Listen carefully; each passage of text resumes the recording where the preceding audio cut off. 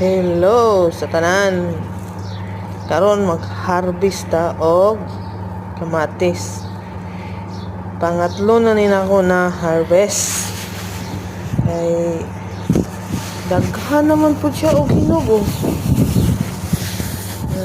Akong gipanguha kay sayang man. Maino lang ni siya.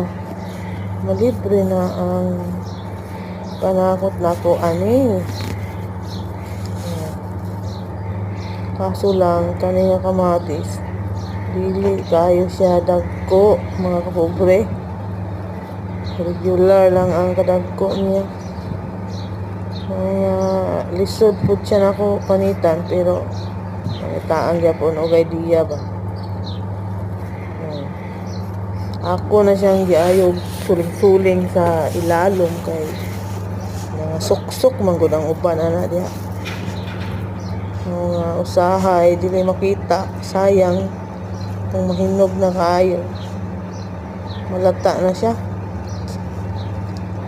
Gaya na kong li na mga kapobre. Sama ba sa paglili sa imong ginigugma? Ay, bitaw joke lang.